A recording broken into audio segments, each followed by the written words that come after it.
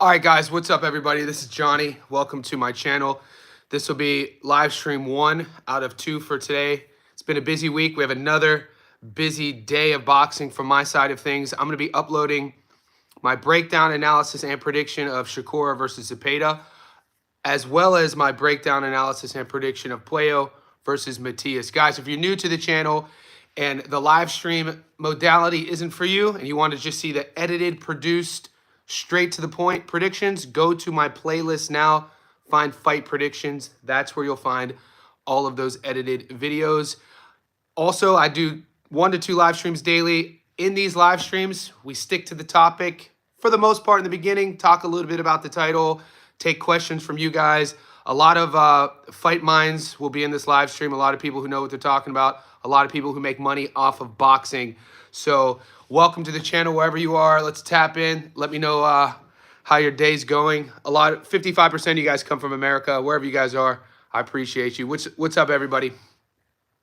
So yeah, if you haven't already, I uploaded my breakdown last night of Khativ versus Morrell. That is a 10-rounder. I just want to let everybody know, because it seems like even though Khativ's undefeated, I'm never gonna say his stock has dropped when a guy hasn't been a world champion. Khativ is a guy who's not a household name. I know about him simply because I'm in Australia and he's been promoted by Jim Kambosos. We saw him fight last in Australia against a tough journeyman Argentinian, Derval Palacio.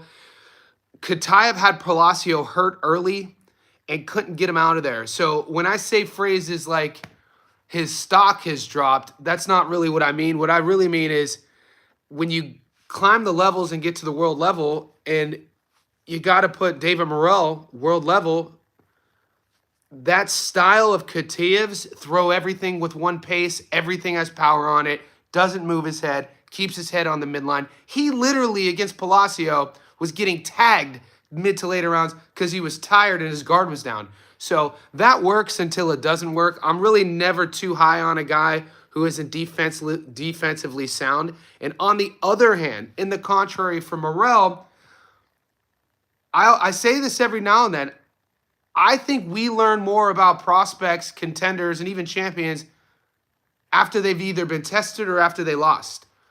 Going into the Benavidez fight, I had Benavidez winning. I won a lot of money on Benavidez. I didn't even think that was going to be close. I thought Benavidez was just a level or 2 above Morrell. And, you know, even though Morrell lost, I had Benavidez winning more rounds. I learned a lot about David Morrell. In good areas. Morrell's a dog, man. He's slick. He's a southpaw. I talked about this in my breakdown. If you're new to the sport and you're learning about fighters, Mexican fighters that, high volume, high pace, weaponized cardio, and you learn about Cuban fighters, they use movement, lateral movement. Don't let the Cuban flag by Morrell's bio fool you. The dude could crack. He can move, but he'll also stay in the pocket. And I think, and I'm predicting once again, even though it's a 10-rounder, I'm confident Morrell wins. As we get closer to fight night, I think I'm either going to lean on a knockdown prop or the fight to not go the distance. We'll see. My hesitation with the fight not to go the distance, like I said, is only because it's a 10-rounder.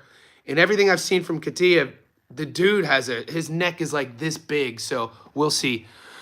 Ellie Scottney, a confident pick. All right, guys, that's my intro. Let me talk. Let me give me 1 more minute of an intro, and I'll start taking questions.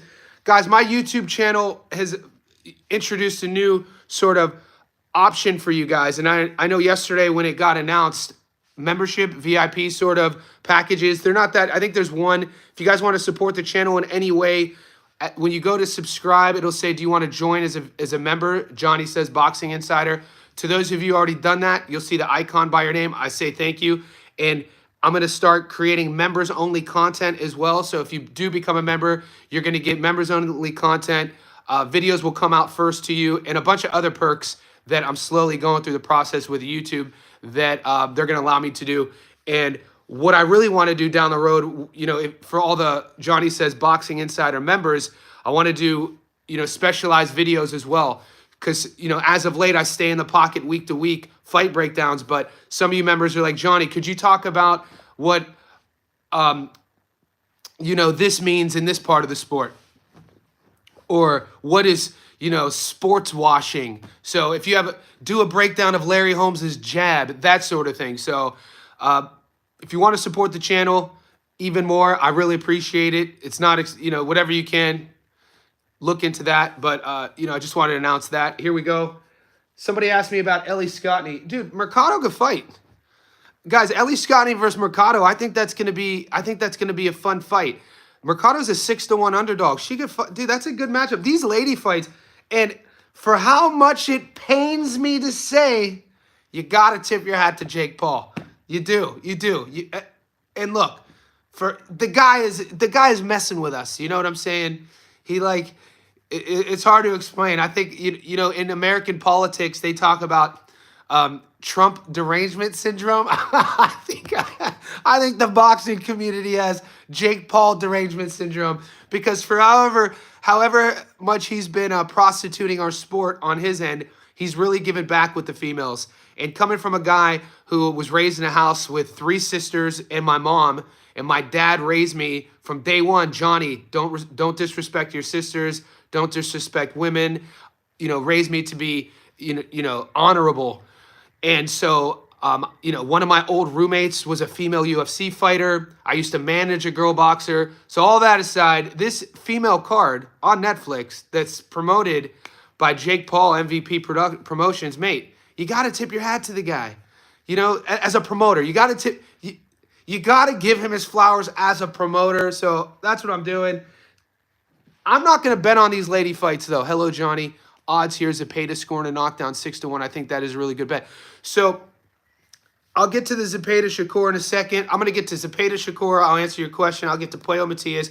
I want to put an exclamation point on the lady fights, because I know a lot of you guys, we got action before action, right? We got the ladies day 1. We got the boys day 2. Really fun weekend of fights. The only, and I'm speaking with truths here, I think it's a smart parlay if you want to low risk parlay day 1 and kind of roll over your money, your winnings into day 2. Why not just take the favorites? But I mean, Sharita Metcalf is a 4-1 underdog, guys. Sharita Metcalf is awkward and good box. And Sharnika Johnson, Sugar Neeks from Australia, she's a late replacement. She got notice of the fight, I think, 3 weeks ago. I think these odds makers are really disrespecting Sharita Metcalf. She's a Texan.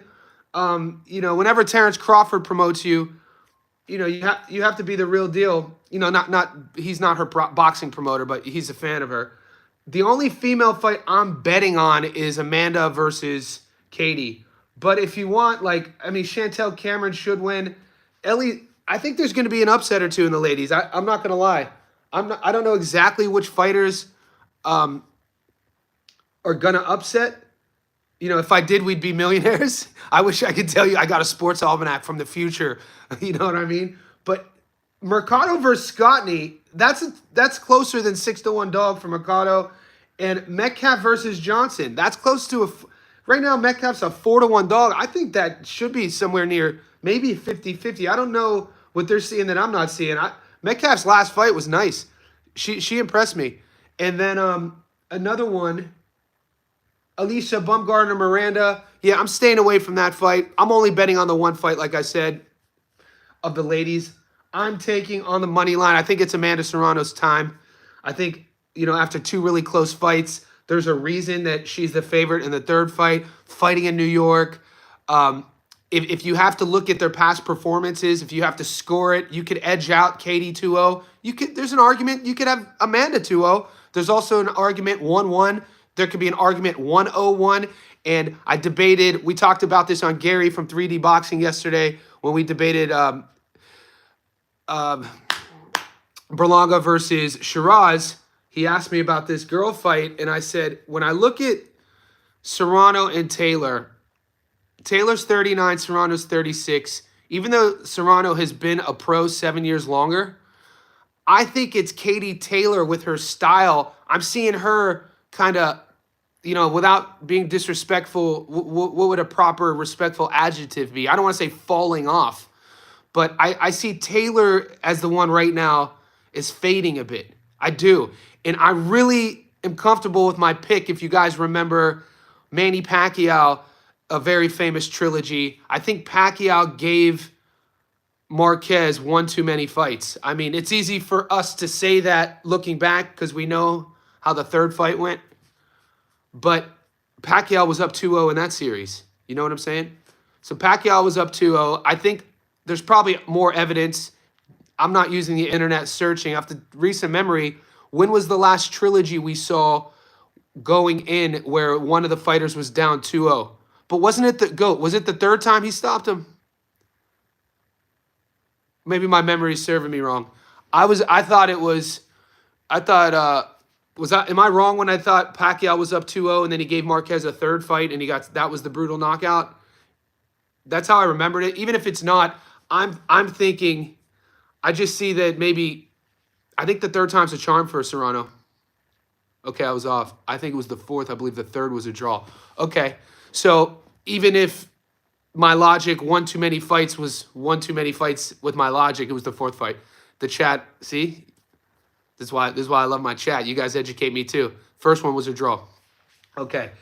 I think there's something to that with Serrano. I think it would be a trap unless Katie just goes in there and washes her, which I don't see happening. Have we really seen Serrano just get whitewashed? And somebody in the comment section today was like, yeah, every time the reason why Serrano has stopped knocking people out, it's because she stopped fighting tomato cans. And I go, no, I think the reason why Serrano has a stoppage in one of her most recent fights at 135, but Serrano came up from 114 pounds. So we know the female divisions, there's certain divisions that have big names. There's certain divisions that even if you're smaller, you have to fight up and vice versa. If you're bigger, you have to fight down. And Serrano, in her case, she's knocked girls out from 114 pounds to 136 pounds. Yeah, and so I'm comfortable with. I love the odds right now. I have Amanda at $1.70, meaning 100 on Amanda gets you your money back plus 70, and Katie's 235. There's value, so people are loving the Katie Taylor odds, but I'm comfortable with the Serrano fight. Guys, wherever you're tuning in, let's like this video. Let me know your locks of the week. We could play it really safe. I think David Morrell, a great lock would be Morrell to beat Katiev. Mercado sprinkle a bit, really nice odds. Yeah, I think so. I mean, Ellie could fight though. Ellie could fight, but Mercado could fight. I think, I don't know. Once again, I would be a fucking fortune teller if I knew this. But does it feel like one of these girl fights is going to end in a draw? I always think that because these 2-minute rounds make things really, really interesting. Shanika Johnson versus Metcalf, style versus style. Both of those ladies are going to be like this. A lot of these girl fights, Serrano Taylor, there's so many rounds. It's like, how do you score them? So many close. And I think as the female sport evolves more, you'll start seeing more one-sided affairs. But for now, I like it that it's so close. Bumgarner by decision, Taylor by decision, Shakur by knockout. Trying to decide switch Bumgarner by knockout. Okay. I mean, I'm not here. The one thing that you guys, the longer you guys are on my channel, you'll know about me is whenever you put your bets up, I'm not one to talk trash about them. So I support all your bets. I don't mind the Shakur by stoppage. Alicia not fighting in a while, that might be a riskier one. And Lester did pull out of the Pro Box card, guys. Yeah, Lester had to pull out due to migraines. Now, you got to think that dude is a dog. He comes from a good camp. He was going to get a feature on Pro Box. What I think, without knowing anything of the situation, I couldn't find any information. I think Lester probably was sparring. You know what I'm saying? Or Daniel Vega brings up a good point. Some people, think it was I don't want to say conspiracy theory. Some people think it was a business decision to pull him, to put him on that Canelo card. But it's only July.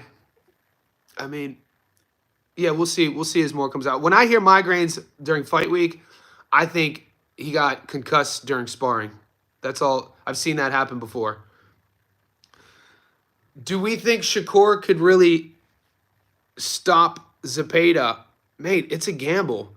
It's really hard for me to envision an outcome that we've never seen. You know, it's like when people say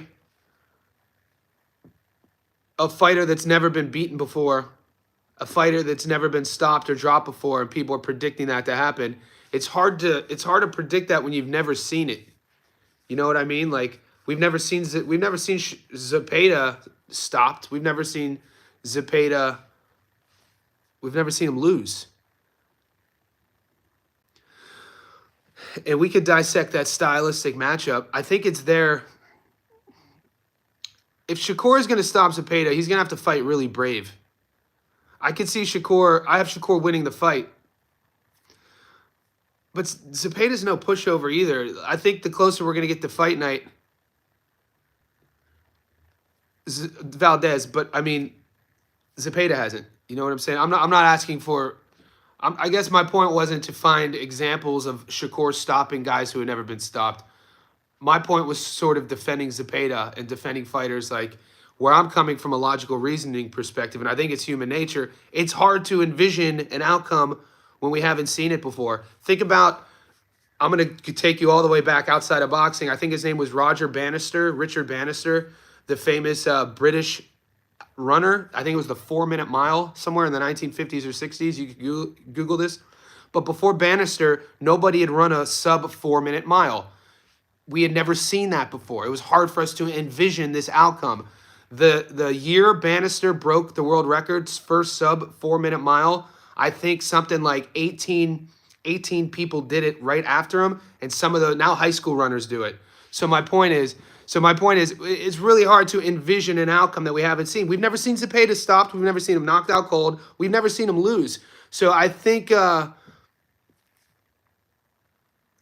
know, the closer we get to fight night, people think that Zepeda is just going to roll over. Yeah, he didn't. People think that Zepeda is just going to roll over. Any thoughts on Marshall and her 2-year layoff? Ring rust. Some fighters like Dominic Cruz in the UFC, he'll say ring rust isn't a thing. I call bullshit. Ring rust is definitely a thing. Just everything from the lights to the dynamics to the physics. You could spar all you want, but it's really tough to recreate the ambiance, the environment, the noises, the walkout, the energy, the adrenaline. So if you want to be safe, a fighter who has coming off a 2-year layoff, I'm not going to bet on that fighter. I expect Savannah to look good.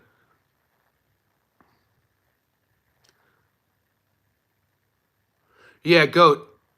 Usually we hear ring rust a thing, but if you Google Dominic Cruz, he had a hot take about that, former UFC champion. He claimed it wasn't a thing, but Cruz, I think by nature, is a bit of a contrarian. So the parlay on the ladies, and this isn't in stone, but just right off jump, I got the odds here. I got my laptop here. I'm still figuring out. Guys, be patient with me. One day you're going to tune into my live stream and you'll see different software. So you'll be able to see my screen. I'm just learning how to do it. I'm an old head, guys. I grew up with a rotary phone in my house. Dude, I grew up leaving... Dude, social media when I was a kid was who could have the dopest voicemail on your parents' house phone. that was social media. And then the next level was that AIM, instant messenger, who would have the dopest away message. That was like... So my point is, be patient. I am gonna, for now it's here. For now on my Mac, but I'm learning how to screen share. So give me a second. All right, so the ladies, I like, money line. If you take Johnson on the money line, this isn't my lock though. Cameron on the money line, just the favorites. Scottney, Savannah, Alicia, and then Serrano, $2.84. $2.84. 100 gets you money back plus 184, almost 2-1. Yeah. I don't mind that. Are you going to sweat? Yes, you're going to sweat. There's upsets, guys. What have we learned the last 4 weeks in boxing? Think about William Crolla this past weekend. He was $1.04. He lost. We've seen it. I got to be honest with you. It's been 4 weeks, and I only know this because I do the long parlays. whenever Sam Goodman fought Caesar Vodka, I think that was 4.5, maybe 5 weeks ago. I kind of live in a vacuum, so maybe you guys could Google that. But Sam Goodman fought Caesar Vodka on a Wednesday night in Sydney. I was ringside to that fight. I hit a 15 leg, I hit a 15 leg parlay. That was the last fight card since then that all the favorites won. And I picked some underdogs to get that hit. But lately, if you've been playing it safe on your long parlays, we've seen favorites on the undercard lose, big favorites, and we've seen favorites at the main event. I mean, do we have to say any farther? Caleb Plant versus Resendez. Plant was a huge favorite. So my point is, if you want to go about the approach of picking favorites, don't risk too much money. You know what I'm saying? So my methodology would be, let's say your bankroll going into the weekend, we'll just play it safe. Let's say you don't want to lose more than, you have $200 to gamble with. I'm just making these numbers up, guys. Take it however you want it. Let's say you have $200 to gamble with. So you have two big fight cards. You have the ladies in New York and you have the men in New York. So what I would do as a system, I would cut your 200 in half. I'd take 100 of the dollars and bet all the favorites. I would bet with 100, half your money, whatever half your money is. Shernika, Chantel, Ellie, Savannah, Alicia, Amanda. If you put half your money on those ladies, you win $284, okay? Then once you win, you still have the other 100. So in your account now, you saved 100, you hit double, so now you have 384. Now we could take more risks going into the men, and we could bet, you could find a prop bet for maybe 3-1, and you could turn that 384 to 1,000. This is how I bet. You know, my numbers will be a bit different because I might be going heavier, but if this is how I play, I call it playing the favorites. So especially if I bet on fights, what I tend to do is I'll take favorites at the beginning of the weekend and see if I could parlay those favorites into winnings, and then I'll go heavier on sort of the main events the next day if we have those options, if that makes sense to you guys. And let's say one of the favorites loses on the girls, you didn't do your whole bankroll. You still have half your bankroll for the next day. So you're kind of hedging yourself. So that's the way I look at it. Yeah, let's talk about Shakur real quick, guys. We have a lot to cover. Shakur versus Zepeda. We should probably talk paths to victory, right? Let's talk both paths to victory. Shakur versus Zepeda. How does Zepeda beat Shakur? I think we all know that answer, right? How does Zepeda beat Shakur? Zepeda drowns him with volume. He pressures him. He puts Shakur on the back foot. He scores more points. Body head, just makes him uncomfortable. I think that is Zepeda's path to victory. I think that's one-dimensional, though. You know what I'm saying? I think Zepeda's style itself, you could wrap up in a bow tie and serve it and be like, hey, this is his style. Similar to Matias. Whenever you have a fighter who's really good at what they do, this is no shade, they're one-dimensional. If you have a fighter who's really good at one thing, Deontay Wilder, one-dimensional. Zepeda, one-dimensional. Matias, one-dimensional. Now, that's not necessarily a bad thing. We've seen fighters, you know, with Hall of Fame careers. They've, you know, my buddy Kelly Pavlik, one-dimensional. He had straight punches, jab, cross, boom, boom. That right hand. It's not a bad thing to be one-dimensional. The thing is, when you have that style against a world-class operator like Shakur, who has different options in the bag, how does Shakur win? Shakur counters Zepeda. I think Shakur fights him on his front foot. I think what I'm predicting is in the very first round, the very first minute, I expect Shakur to fight on his front foot. I think a lot of haters expect Shakur to fight like he fought De Los Santos, but watch how he fought Valdez. Watch how he fought Jamel Herring. Watch how he fought Josh Padley. I'm only saying these names because Shakur is actually a known front foot fighter. I think he reads all the comments. I think he listens to all of his haters. And I think he's going to take, because how do you negate somebody? How do you negate a pressure fighter? You pressure them. Yeah, Zepeda doesn't have that. Zepeda doesn't have the hands, the power. He doesn't have that power element. He has a lot of knockouts, but against lesser opponents. I could see Shakur breaking down Zepeda's body. I could see Shakur stopping Zepeda. I'm serious. I could definitely see him hurting Zepeda to the body. I I'm not quite sure if I'm going to risk that bet yet.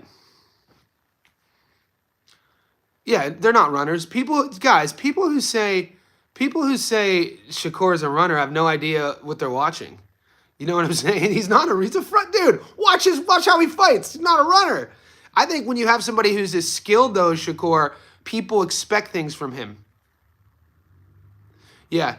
I think people, even in Shakur's own camp, I think even Shakur's fan, like when I say camp, the diehards of Shakur, like the ride or dies, what every fighter has.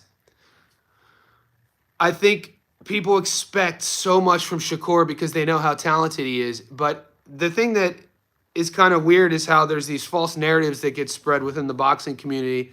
Like he's a front foot fighter. Watch how he fights. His catch and countering, his backhand, how he can.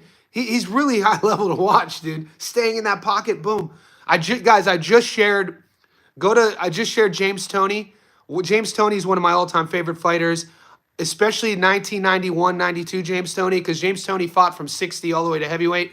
But watch how James Toney fights in the pocket. Watch his, watch how he catch and counters. Watch how he keeps his shoulder here. Shakur, I'm not comparing him to Toney, but some of his speed counters, what he could do in the pocket, how he's comfortable in the strike zone. I see some of that in Shakur. So yeah, let's move on. That's my stance. I'm uploading my breakdown Shakur and Zepeda today. Morel and Puello. I like Morel to beat Kitaev, and I like Puello over Matias. There's some interesting matchups, guys. I've noticed as we've gotten closer to the weekend, a lot of you guys are starting to like flirt with the method of victory. And how many money line bettors do we have here? Because traditionally I'm a money line guy, meaning that I've won the biggest amounts I've ever won on the money line. When I get fancy and think I know everything about the sport, but like, this dude's gonna knock this dude out, he wins the decision. Or this dude got no pop, he knocks the dude out. So it's only been the last few weeks I've gotten, I'll say, lucky with method of victories. I'll go Josh Kelly's knockout of Flavio Bea put me on a nice little streak of method of victory. It was $1.80 though, nothing to write home about, but 10 grand gets you 8,000 on that. And then I had somebody in Turkey. I had a stoppage, I think, on the co-main. But what I'm saying is, as we get closer to fight night with these really 50-50 fights, I think it's tougher to call. If you're getting 2-to-1 money odds, if you're getting even money, why get greedy and try to predict the method of victory when, you could get good money on just the money line? Because what sucks really bad is when your fighter wins, but you picked the method of victory and it didn't happen. And you're sitting there like, fuck, I should have just went with the money line. So that's a decision over time, I feel, if you really want to start making money consistently, it's something to think about. Only thing that worries me is Shakur punching and landing at the top of Zepeda's head. Yeah, so we've seen Shakur win fights, even if he shatters his hands. We've seen him win fights still by scoring. So if you want to be safe, take Shakur. I mean, the money line is only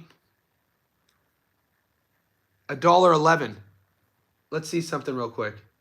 So let's say we take Shakur money line, Morel money line, just because the odds really.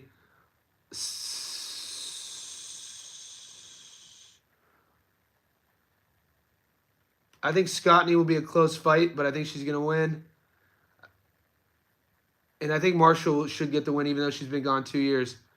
If you take two ladies on the money line, Morel and Shakur,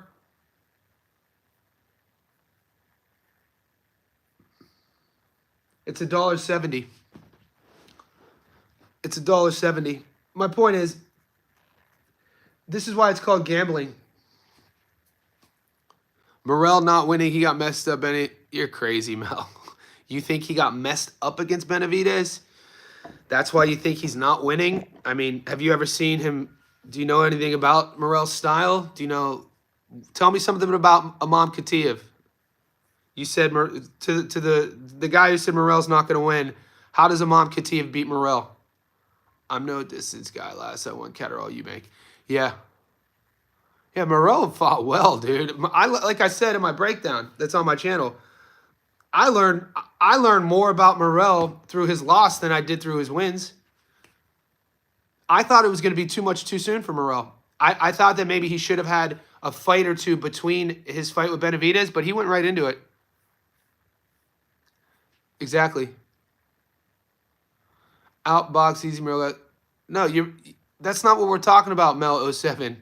We're not saying did he beat Benavidez. We know he lost to Benavidez. You said that he's damaged goods, that he's going to lose to Katiev. That's the conversation, mate. Yeah, Katiev has power. Katiev could crack.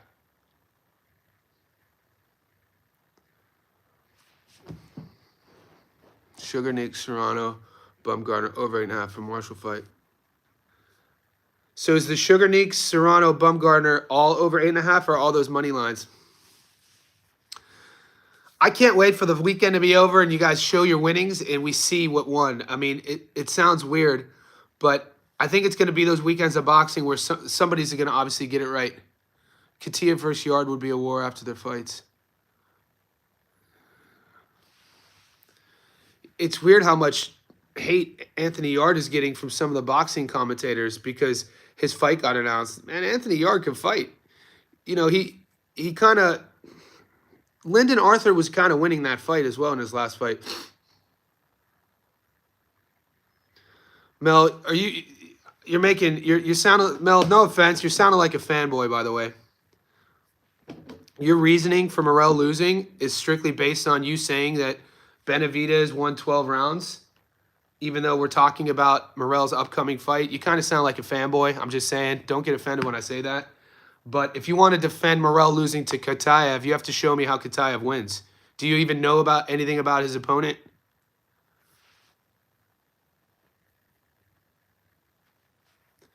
And just read the commenters and the people on this chat. You're not going to find casuals here. How do you think he would do against Harutnian?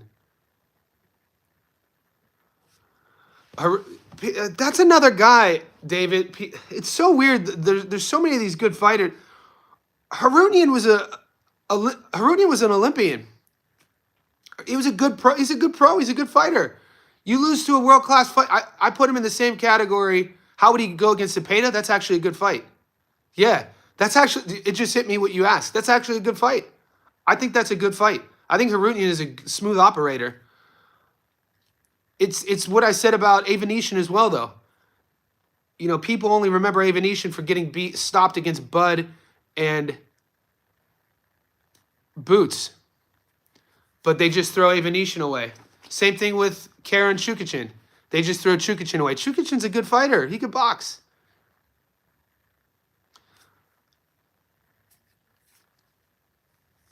No, Kataev versus Morrell is not a 50-50 fight. Kataev's so basic, mate. He's so basic. He does so many things down at amateur level. He fights with his guard down. Watch his last fight against Derval Palacio. Derval Palacio is a sort of traveling, I don't want to say, he's a little bit, Derval Palacio is a nice sort of journeyman from Argentina who was winning rounds late. Katiev dropped him early on and thought he was going to steamroll him. This is what happens with fighters. Katiev was 9-0 with 9 knockouts going into that fight. He fights Derval Palacio. He uses the same style. Look, I'm not comparing Katiev to Tim Tszyu, but in how they fight, but in terms of implementing your style as a bully, implementing your aggressive bully style and thinking that that's going to work at the world level without having a plan B, plan C, or plan D. We've already seen Tim have to pay for that. We saw that against Murtazaev, and I was really disappointed in seeing Tim's game plan against Joey Spencer because I didn't see much changes in his approach. But Kataev, he got away with it against Palacio, but we always talk about you could get away with a certain style until you can't. He has his hands down. He's gassed out in the 5th round. He's taking clean shots on the head. His power is gone by the 5th round. Morrell stops that dude. Even though it's 10 rounds, Morrell's going to stop Katiev. Morrell's too classy for that. He's too slick of an operator, and he could crack, and he has nice defense, and he's a dog. It's going to be a dangerous fight for the first few rounds. Katiev's super dangerous. What I fully expect Morel to do is use his jab, close the distance, and lean on Kataev as soon as the fight starts. I would lean on him. Cordina won the fight. What are you talking about? They both... What are you talking about? You guys picked Cordina to lose. I picked Cordina to win. You said... Yeah, I mean, he got the victory. The guy he fought, he didn't get the knockout. Okay, I'm not a fortune teller, mate. Kataev trains with better be. You can tell he does. Morel is a beast. They are tripping. Y'all see Johnny's... Bill Haney, what are you talking about? Bill Haney, repeat your question. All right, Mel, I lost. Who cares? Mel's a troll. Mel's salty because he doesn't know boxing. I mentioned this earlier. Shakur never could hurt Harutian. Bill Haney, repeat the question, please. I want to see what you said. The quickest way to get my attention is to say I avoided a question, just so you know. Guys, wherever you're tuning in, we're 36 minutes in. Let's like this video. If you haven't already, hit subscribe. Let me know who you like this weekend. I'm going to keep it on for a while. I have to go back squat here in about an hour and a half. I got a heavy back squat session, doing a 10-8-6-4-2 pyramid program for the next 6 weeks. Stop talking like you know every outcome. Morel not winning. Okay, Mel 07. Okay, Mel, I apologize. Freaking nerd. Stop acting like you know every outcome. Bill Haney, what are we talking about? My concern for Morel's early. Yeah, same. Kataev's going to be dangerous early, for sure. What if Kataev knock out Morel? Yes, of course. I pick, dude, of course. Of course, if Kataev beats Morel, I'll give him props. I picked Kataev to win his last fight against Palacio. Boxing fan. Yep. Yeah, you guys know your boxing. I love, well, Blessings, it's only a 10-rounder. So Morel versus Kataev's only a 10-rounder, Blessings. Just that kind of matters. That extra 2 rounds will work, especially with the big hitters. When you watch Kataev, though, he fades. The thing is, he slugs everything in one punch. And Morel, dude, Morel's a goddamn... He's going to make him pay. It's going to be interesting to see the game plan, like I said. I think Morel is going to fight Kataev's fight early on and lean on him. Here's Bill Haney. Zepeda style is tailor-made. Exactly. It'll be a breeze. It's sneaky business move because of the buzz around. Yeah, I agree with you, Bill. That's what I said. Shakur is going to get the victory.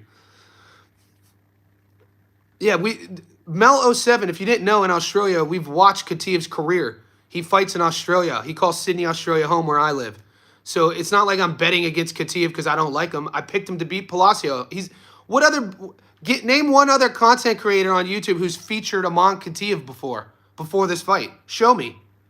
Go to my playlist. You'll see me. I've done it. So when you come at me like acting like I'm a hater because I think David Morel, you know, blah, blah, it's like, bro, Morel's the better boxer. David Morel is the better boxer. He's going to outbox, outclass, and probably stop Kataev. I mean, that's fine. This is boxing. Somebody has to win. It is a 10-rounder, though. I put the comment back in the chat. I just answered you, Bill. Hilbaney. We already chatted about that, though, about Shakur beating Zepeda.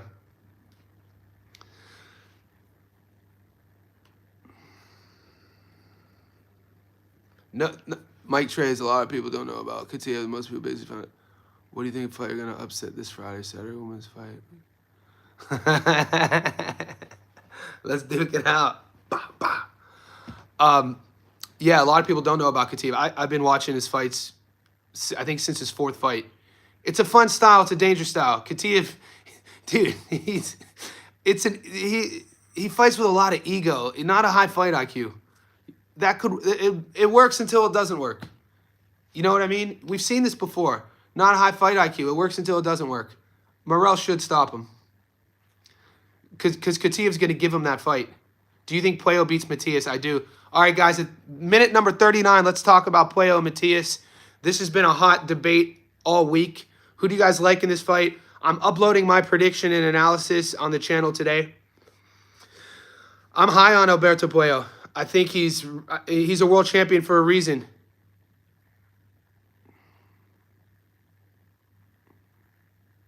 Yeah, I think Matias, you get so some people. Yeah, it's been about 50-50, and it's a 50-50 fight on paper. Right now on the odds, if you go, it's literally all week been 50-50, even on the odds. So the bettors don't know who to put their money on either. Everyone's going heavy, 196, 196. 100 on either guy gets you your money back basically times one. I think if it's going to go the distance, it favors Playo. I don't see Matias winning a decision.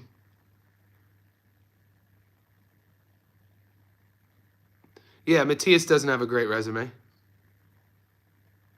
I like Playo by decision. I like Berlanga to beat Shiraz as well. I have all those number 23. I have those picks. Guys, I posted my parlay 2 weeks ago. So I posted my parlay, the July parlay, 2 weeks ago, and I picked Matias as falls. I agree, but I think he's just a pressure fighter. I don't think it has anything to do with his ego. You don't think that when he drops his guard and fights his opponent in the strike zone with his hands down going like this, you don't think when he does that, that's his ego? That's all I'm saying. Berlanga by absolute beatdown. I hope. That's an awful comment, David Eister. You should go do stand-up comedy. David Eister, shame on you. Playo decision. 175. I like it. Yeah, I mean, do you think Matias beats GAR? I think GAR stops Matias. Different styles. I think Gary Antoine Russell is the cream of the crop at 140, to be honest with you. Always close. But that shows you he can win close fights, Julius. I mean, that's actually a positive thing in my eyes. You have guys who go win close fights. You have guys who can't win close fights. Think of Sandor Martin. Loses a lot of close fights. Tevin Farmer, before he got stopped, loses close fights. So when I see a guy who wins a lot of close fights, he knows how to win rounds. He knows the optic, that Sandor Martin fight was razor thin. But if you watch the last, we'll say 6 rounds of that fight, literally the last 15 to 20 seconds, Martin, you either say Martin gave those rounds away or you say Playo stole those rounds. And because Playo won, he stole those rounds. He knows how to win rounds. I question Shiraz's mental. As a Johnny has a GR on tour. Said you got Kiki Tour. We'll see, mate. The reason why I'm high on GAR is because, like I told you, I like fighters who are disciplined. I like fighters who have sort of tradition and revelry to like their namesake and that boxing family. I can't wait to see his brother again. The amateur career. I've been watching those guys for like a decade. You know what I'm saying? And it's interesting to see, if you know boxing, if you watch boxing for a while, if you're my age or older, there's been so many guys who've come up through the amateurs that people have predicted to become world champions that they never pan out. We know how tough our sport is. So when people call a world champion a scrub or he's a world champion but he only beats cans, guys, he's a world champion, whoever that may be. So when GAR became a world champion, to me, it was kind of like a testament to his dad. It was a testament to his family. It was a testament to his career. It was a testament to all of his haters and all of his fans. So that's why. I mean, Shiraz, I think, and Kiki Torres, it's just, there's something about his persona. I like the fact he comes from Tulare, a little farming migrant community in California. I spent 7 years in California, Southern California, but used to drive past Tulare, traveling all the time. So that's another reason. And Kiki is another amateur. I watch a lot of amateur boxing, I guess. That's probably the connection there, too. You know, I'm kind of a loyalist being a Cleveland sports fan.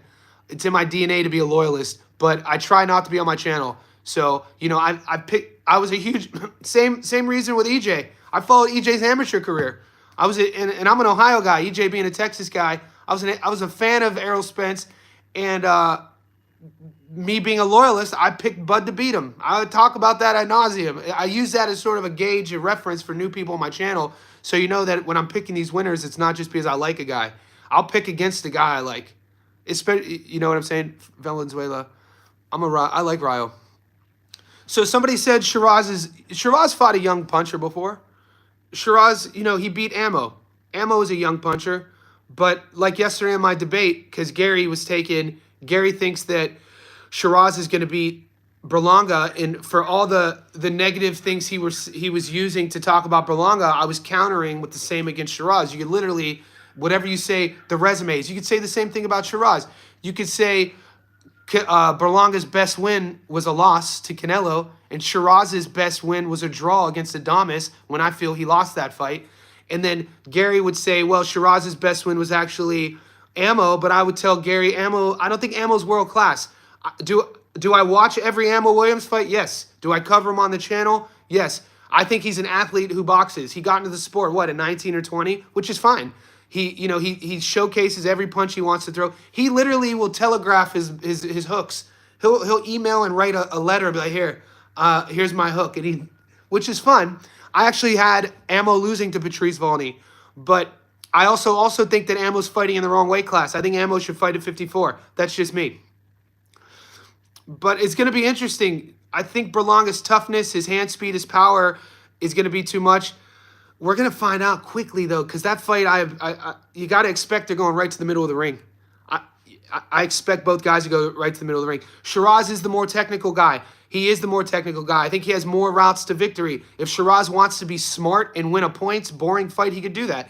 Shiraz could stay on the outside, use his jab, use his feet, and win a very boring fight and win and get the boos. But I don't think he's going to do that. I think Berlanga is going to get past Shiraz's jab, and I think the fight's going to happen in the phone booth, in the strike zone. And I think that that's where Berlanga's advantage is.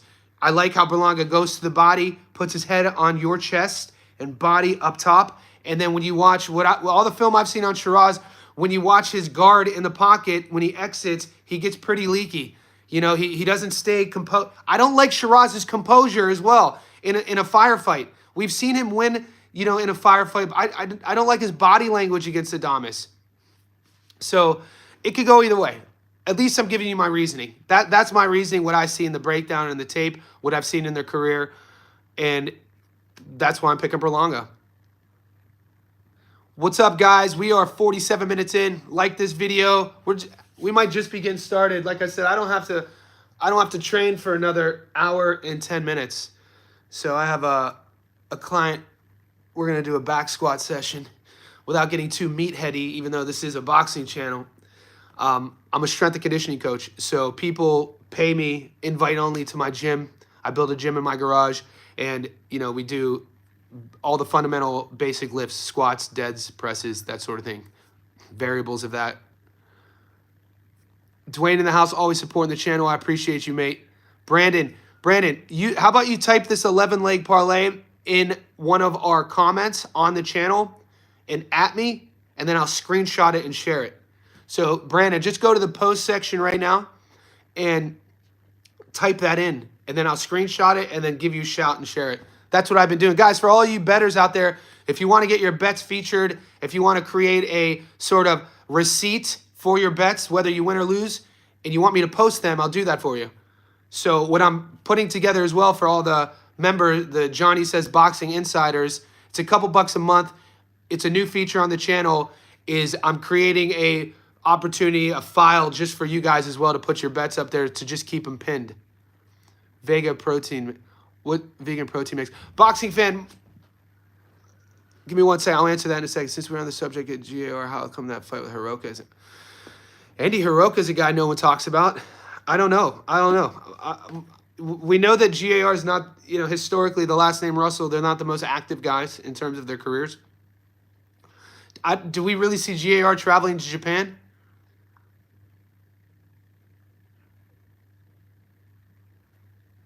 I don't know. I have no idea. These memberships just got introduced to the channel. So they're all on you guys. I just found out about this. It's an option. So Andy Hiroka, I have no idea why that fight's not getting made. I don't have those answers. There was a question somebody asked me, though, I wanted to get to about... DJ, if you go to the main page where it says you're subscribed, I think there's an option, VIP Boxing Insider. That's what I'm learning. You guys told me this. I'm going to answer boxing fans' question about vegan protein powder. And just like boxing, guys, I've been a strength coach running my own business as a fitness entrepreneur, meaning that, working for myself, I do online coaching. I have my own gym. I write books. I have 2 published books you can get in the bookstores. My point is, just like boxing, fitness is extremely dogmatic. So meaning that you hear coaches only do this, or coaches will say they speak in absolutes, or you have fitness influencers who have millions of followers, but they've never coached anybody before. So my passion is helping people. The root of everything I do is helping people, coaching, this sort of thing. So my answer to the question about vegan protein powder is I don't take any supplements. At 43 years old, playing sports my entire life, I focus more on recovery, meaning I do multiple hours, 3 to 4 hours a week of mobility, a yoga session that I've created. I actually have it on my channel.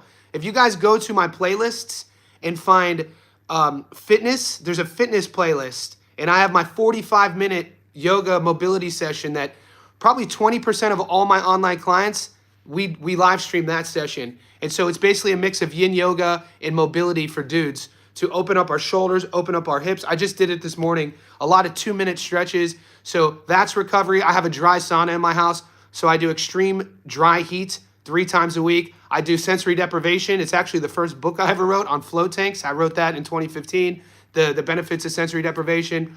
And then I get all of my protein. Unless you're in a protein, you have some sort of deficiency, I would recommend supplementation. But when you think about how the body breaks down supplements, and if you're not trying to be a bodybuilder, if you're not trying to pack on a lot of pounds, I mean, the idea of supplementation, there's actually a lot of evidence that, because it's only been around since like the late 90s for the average person, the consumer market, I'm still not sold that there's long-term benefits of supplementing anything. That's not supposed to sound controversial. I mean, if you're low in vitamins, that, get out in the sun more. If you're low in, you're in a calorie deficit, eat more nutrient dense foods. I think the issue a lot of people have is when you look at the spectrum of food, it's easily broken down in 3 categories: macronutrients, proteins, fats, and carbohydrates.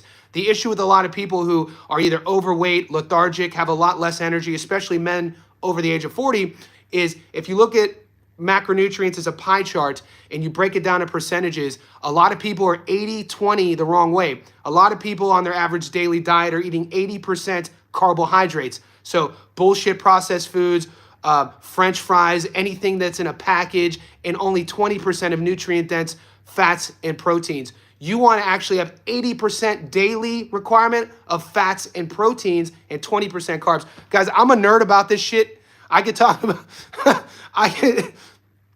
like, people always ask me, why don't you do fitness? I keep fitness to my clients one-on-one, but if you guys ever have any questions or want help, just send me an email. Okay, what fight? I think he wanted to go through that fight. David, could you repeat the question? I was on a bit of a rant. Samson. I don't take TRT. Yeah, right. I mean, I'm gonna get checked. I just turned 43. So next year when I turn 45, I'm gonna get my test levels checked. But I wake up every morning. Say whatever you want, but male health is very important. Some telltale signs if you're low testosterone is if you don't have erections, you're not aroused, you're not passionate, you're not creative. So, Dwayne, my name, Johnny Stofko, Jonny, Stofko at iCloud. Thanks, Dwayne. I mean, like I said, I don't do drugs. In my 20s, I used to be an animal, but I'm 43 now. I pretty much stopped doing any sort of living like an asshole. I used to bartend in Vegas. I used to live like an asshole. I changed my whole life at like 30. So when I was 30 years old, I made a conscious decision. And I moved here I was 31 when I moved here. Samson. David, what did I miss? Carnivore diet. I mean, I just eat whole foods. Send me an email. Let me put an exclamation mark on the nutrition questions and diet questions. Guys, if you read my second book called The 24-Hour Reset, it's on that bookcase. It's in bookstores. It's called The 24-Hour Reset. It's my second published work. There's a chapter in that book called Fuck Breakfast. And the reason why I say that, and there's interviews. I interviewed scientists, doctors, fighters. They're all in that book. But the whole chapter, Fuck Breakfast, to answer your question about the carnivore diet, is that we've been, I think, brainwashed. We've been told to what we eat. And so a lot of people live their lives like, I have to eat this diet, or I have to eat 3 meals a day, or I have to eat 4 meals a day. I don't call anything a diet. So I would just eat. What I do is eat in a time frame. I wake up at X amount. I wake up at this time, 5 a.m. I go to bed at this time. And within that range, I eat high quality foods. So, nothing in a package, nothing in a wrapper. If you have to read it, so if you have to open up food, if you have to read it, don't eat it. That's the simplest way to do it. Yeah, I don't eat cereal. I don't eat anything out of packages. So like, if you're opening up your food, it's not real food. So I don't use my microwave. Everything I cook, I make. I don't use Uber Eats. If I go to a restaurant, it's because my girl, which, you got to take care of home. My girlfriend's my best friend. I don't talk about her on the channel, but yeah. I lost weight in Mexico. Oh, Montezuma's Revenge, Dwayne? Pedro, great rule. The middle of the grocery store is insane, right? Real vegetables, fruits, meats. And, if you're vegan, same sort of thing, and just you got to replace your proteins and fats somewhere. Yeah, if you got to read it, Dwayne, don't eat it. It's the best it's the best rule to live by, because there's so much bullshit information on the internet. I love cereal, but I don't eat it. That's the thing, boys. Don't let my frame fool you. Only my girlfriend knows the truth. Dude, I'm hungry all the time. Like, if it was up to me, I would be eating pumpkin pies, apple pies. I'd be eating McDonald's, KFC, but I choose not to. Because at this stage of the game of my life, what's really important to me is how I feel. So if you have questions on the nutrition side of things, ask yourself, really tap into, how do I feel after I eat something? And I just hate feeling like shit. It's why I wish I was more political on why I don't smoke weed anymore, why I don't drink alcohol anymore. I didn't stop alcohol and weed because I was trying to be clean and sober. I wish it's not that. I stopped drinking alcohol and stopped smoking weed because I hated feeling hungover. That's exactly why I don't drink alcohol, because I need to operate. I enjoy operating at a high level. People in person rely on me to help them with their health and fitness. They pay me a service. My online space, both on Instagram and here, I have to be alert. As you can tell, I'm always switched on. I write, I read. And so I can't do any of that for me personally at a high level when I'm hungover. It's the only reason I don't. Guys, I love cereal. You know what my shit was back in the day? Was marshmallow alphabets. I was like, marshmallow alphabet cereal, boy. I don't know if you guys know about that. David Morrell, Moneyline, play over Matias, go there. Cash for Homes. Text me this on our posts. I'll share it. Shakur, I like that bet. So yeah, Captain Crunch too. That was my jam. But the bud helped take, yeah. Good boxing fan. If you read my first book, Ungoogleable, I write about crazy stories. When I was 23 years old, an old Vietnam veteran named Don Montelius, I don't know if that was his real name. I was 23, 24, living in Long Beach, California, in a very nice neighborhood right before Seal Beach. So on the border of LA County and Orange County. And I meet this guy at the time named Don Montelius. He was a Vietnam vet. So he would have probably been in his late 50s at the time. And I met him at Hoist Gracie's gym. So Hoist Gracie at the time, I still have the hoodie, had a jiu-jitsu gym in Long Beach called Neutral Grounds. I don't know if it's still there. I only grappled there for like 2 years. And he's talking to me if I wanted to make extra money. And I'm like, yeah, I'm like 23, 24, hell yeah, I want to make extra money. He told me that he owned a farm in Humboldt County, which was like a 10-hour drive from LA up north. And he said all I had to do was dress in a suit. And my girlfriend at the time, Lauren, she had to dress in like we were going to dinner. And I told this story once on a live stream.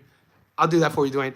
He paid my ex and I, Lauren, to drive from Long Beach to Humboldt, 10-hour drive. I'm wearing a suit and blazer.